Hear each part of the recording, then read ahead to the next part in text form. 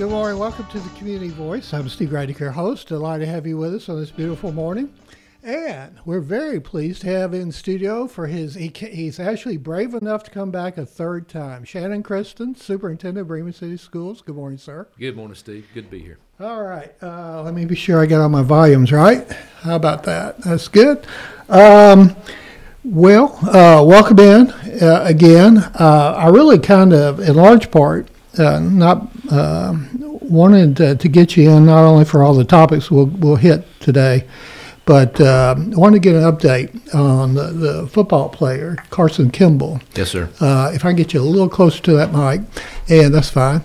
And tell us how he's doing. He was injured, what was it? It was about 3 weeks ago now? It's been 3 weeks. Yes, sir. I assume you were watching the game? I was there. That must have been pretty traumatic for you, just the heart-stopping kind of, visual of seeing your player on the field like that. It was, and I think it was for the entire stadium. Many of us immediately went into prayer that evening because it was evident that he was injured pretty badly. Yeah, and give us an update. How's he doing now? Carson is at the Shepherd Center, and he is an amazing young man, very, very positive, and he's making some strides, but it's going to be a long road. Got an update yesterday that he had a really good day after a lung procedure, and so they've lessened some of the oxygen. He's not on the high-flow oxygen as of last night, so he's been feeding himself and That's good. Sitting up a good bit. That's and good so, too. He's ready to work.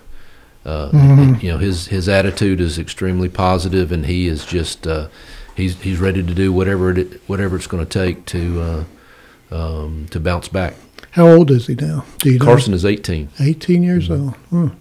He was at Grady prior to this. He spent 11 days, I believe, at Grady before being transferred to Shepherd, and his parents sing Grady's praises, and they did a fabulous job there, and broke a lot of rules for him in terms of who could visit, because that young man had a ton of people visiting him during those 11 days, and so they turned a blind eye to a lot of that, and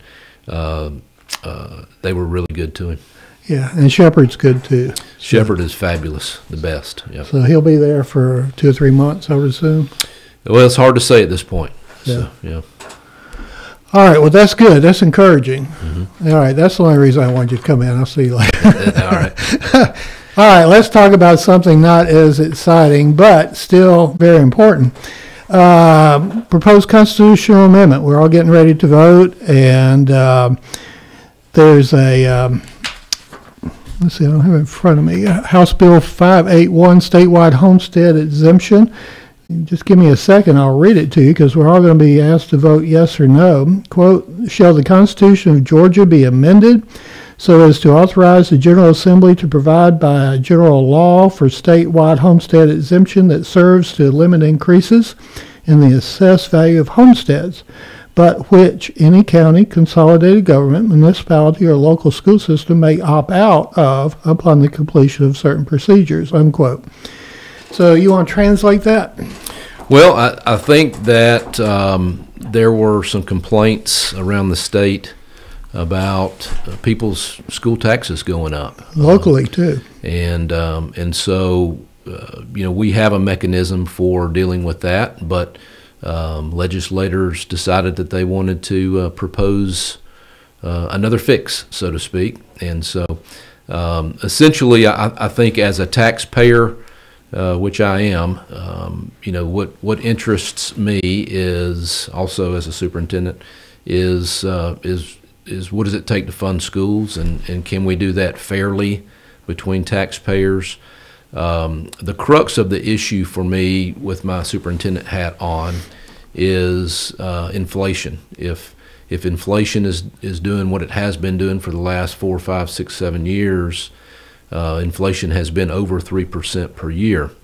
The cost of doing business in schools is affected by inflation, and so if the state puts a cap, in other words, on what taxes can be collected at 3%, using that as an example, and if inflation over the course of 4, 5, 6, 7, 8 years is 8%, then schools have two choices. They can increase the millage rate, or they can cut teachers and services for students. We still have to fund schools. And so a mechanism for, limiting what taxes can be levied on a home or a home value is just forcing the hand of the school boards to make tough decisions to either increase for everyone or to cut services in schools. So you would encourage voters to vote no on this amendment? The reality is, and this is the world according to Shannon. The reality is, if you put on a ballot, do you want to save money? Yeah, tax dollars. The people are going to say yes to that, and so really, from my seat, what I have to do is work with my board and us decide whether or not we opt out of that. If it's passed, it looks like it'll pass most likely. It says there'll be certain conditions that allow you to, procedures rather, to opt out. Do you know what those are? Well, we're still working through some of the details of that, but I understand the timeline is that our board must make a decision and have everything filed if they decide to opt out. All of that must be done by January. Half of the state budget or more goes to education, and then we have local property taxes too, and if there is some sort of educational SPLOST or tax. Are we getting our money's worth as taxpayers?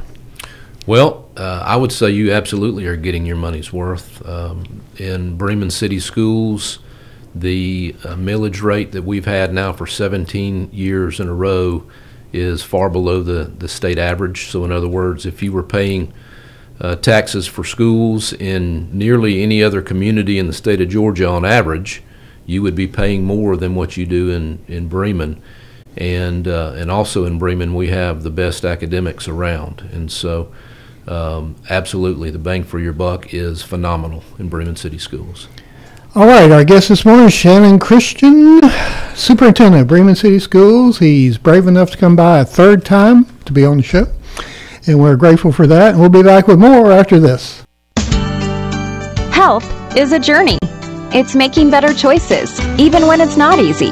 It's taking care of yourself and the people you love. At Tanner Health System, we're there for you with every step, with primary care, heart care, cancer care, women's care, orthopedics, surgical services, and so much more.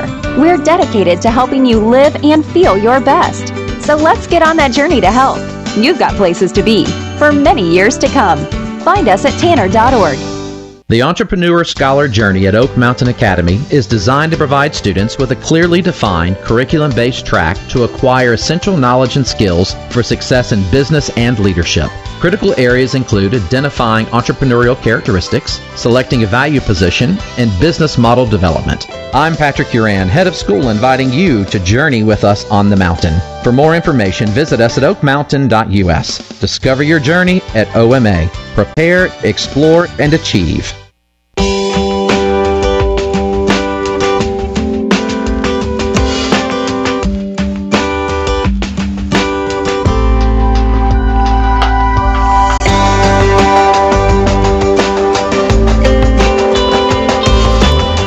Good morning. Welcome back to the Community Voice. I'm Steve Graddick, your host. Delighted to have you with us. We're on Facebook Live this morning. We're very pleased to have in studio Shannon Christian, who's Superintendent of Bremen City Schools, an independent school system. What does that mean when these smaller systems like Carrollton and Bremen, they're, quote, independent? What does that mean? We don't use independent much, but we're a city school system, and there are many of those in the state of Georgia. And if you have a city within a county who decides to do their own school, then that's what we do. But we operate just like any other school system in the state. Well, good for you. And I'm not a big fan of big consolidated high schools, so I think it's great. One real tragedy we had, I guess it was a couple of weeks ago or so, and I understand there were a funeral yesterday for one of the victims and one of the teachers as a result of the Appalachia High School shooting in Winder, Barrow County. When you first heard of that, what kind of When a shooting like that gets so close to home, what kind of reaction or thoughts does a superintendent have? Well, it's the biggest fear for a superintendent and staff and students and parents alike. And so, really with today's social media and internet and news, even if it happens in California, it has a similar effect. It's just a scary situation. It puts us on pins and needles, so to speak. And the one thing that it does do that it's helpful from a safety standpoint is it refocuses people's attention, and so it has done that. And I think every school superintendent in the state is just trying to make sure that we're doing what is the very best we can do for our students for safety. Y'all have, I assume, resource school officers in. We do. We have a resource officer on every campus. On every campus, one per campus. Correct. Now, I saw, because I was unfamiliar, and I guess most people don't know about it, there's a system where the teacher can punch the alert, Centrix or something. Centegix is a system that they do y'all have that? We do have that system. Yes, How sir. long have y'all had it? We've had this system since before I started, so more than 3 years. Okay, I was unfamiliar with it. Yes, sir. And we didn't have it on all of our campuses until the last year and a half, but we now have it everywhere. I understand there are 3 school districts. I think there are 180 in Georgia. Is that right? 180. There are 3 districts that allow the staff and teachers who are properly trained to be armed. Has there any discussion ever occurred for Bremen to do that? We've had conversations about that. Yes, sir. Any potential? Well, we have a public safety class taught at our high school by a certified officer, so he does carry. But on a broader scale, it's not something that we've explored. Yeah, the idea I think is that you got retired military, retired law enforcement that may be teaching or maybe in the classroom on staff. Right. They'd be the go-to people. One thing I wanted to ask you about, which is becoming more amazing to me, is cell phones. What's the policy about students using cell phones in the classroom? Well, it's different at each grade level. Okay, so at our high school, really, it's left up to the teachers in the classroom as to whether or not they want to allow students to have cell phones or have them out during class. And of course, that looks different if you go to the middle school and the elementary school, and so we've been able to manage it pretty well. It is a distraction for sure, but just like any other technology that comes around, if you can use it to your advantage in a classroom, there's a lot of things you can do with the cell phone. So a lot of teachers will do that. They'll have students use them in the course of the instruction. I read an article the other day that cell phones is making everybody dumber, because we don't think, we don't do critical thinking. We just, look at the cell phone and say, what should I think about this? Do you think that's reasonable concern? Absolutely. Yeah. Absolutely. Yeah. Well, what about these 2 and 3 second clips that we're watching and scrolling through? Don't try to remember anything. Just Google it or That's whatever. Right. That's right. And then you can't look at anything that lasts more, like you said, 2 to 3 seconds. What about the socialization with cell phones and kids to kids? We've seen an effect on that. When you and I were in school, we didn't have cell phones, and we could go home and get away from whatever the day was at school, whether good or bad. You could separate yourself, and now kids are connected 24/7. A lot of them are going to bed with their cell phone on their nightstand or on their pillow, and it just doesn't stop. I feel like that's a detriment to our students. They need some downtime, and with cell phones right in front of their faces all the time, there just is no downtime. That's really a parental responsibility. Yes, sir. Yeah. I was in a fast food restaurant the other day, and I looked across, and there was looked to be like a 35-year-old mother, and she was on her cell phone. Next to her was her 15-year-old daughter, who was on her cell phone. Mm-hmm. And across the booth was their son, who looked to be 8 or 9. He had his head down on the table, and he was staring at the cell phone that was in his lap. Right. How can that be possibly good for society? It's not good for society, but, I'm guilty of it. If you take a snapshot of me and my wife and my daughter at dinner, we're guilty of it as well. It is really difficult to turn that off and to separate yourself from that. We work at it. We have our own little family agreement about keeping cell phones away, but it is such a distraction. They say it's because we get the dopamine hit of, I guess, seeing if the girlfriend or the spouse or boyfriend or whatever, is going to text you and hey, there, that kind of thing. But what happens is they get into the workplace when they graduate and they can't carry on a conversation. Right. That's not good.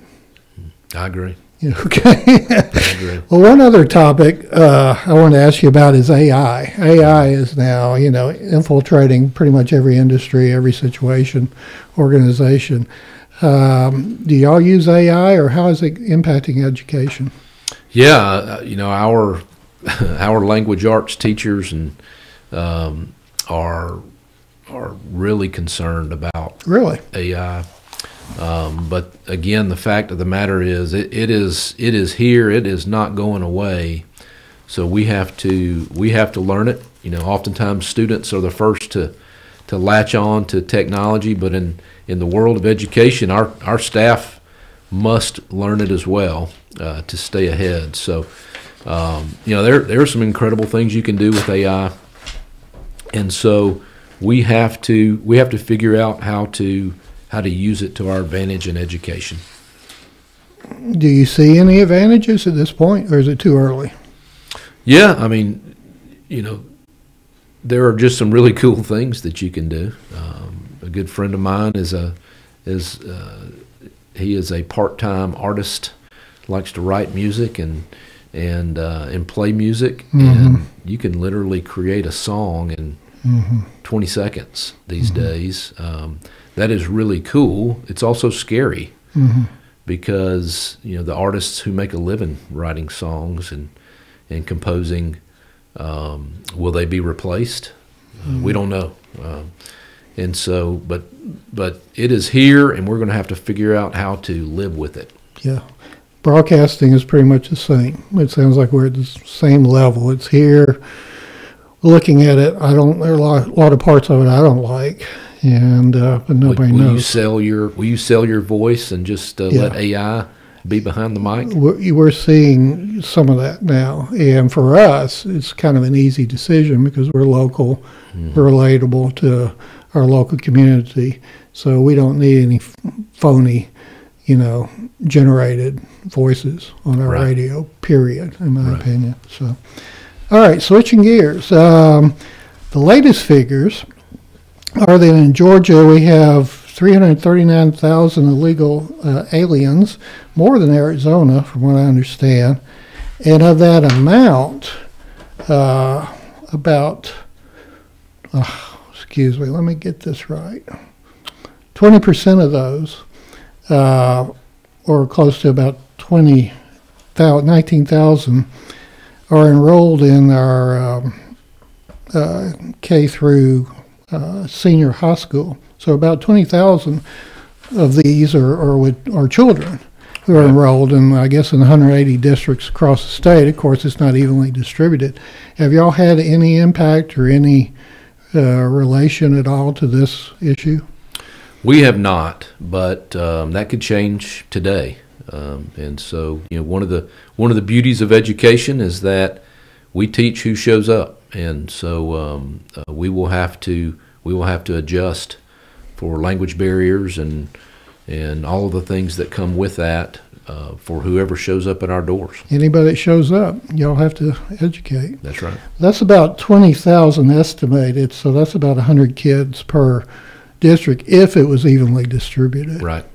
All right, well, let's take a break. We'll be back with more with Shannon Christian, Superintendent of Bremen City Schools, after these words. Health is a journey. It's making better choices, even when it's not easy. It's taking care of yourself and the people you love.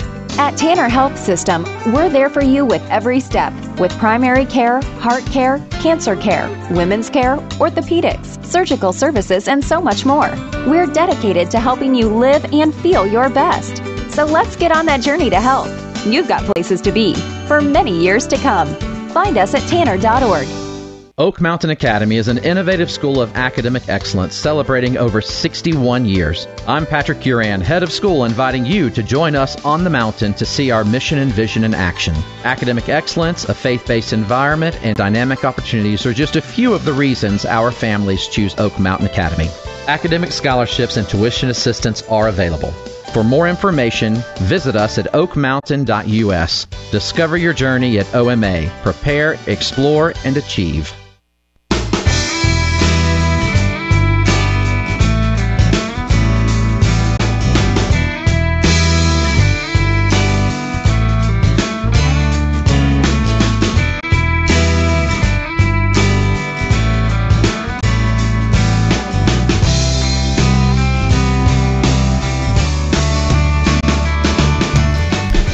Good morning. Welcome back to the Community Voice. I'm Steve Redeker, host. Delighted to have you with us. We're very pleased to have in studio Shannon Christian, Superintendent of Bremen City Schools, #1 school system in the state of Georgia, right? Absolutely. Absolutely. Nation. That was a silly question. We already knew that.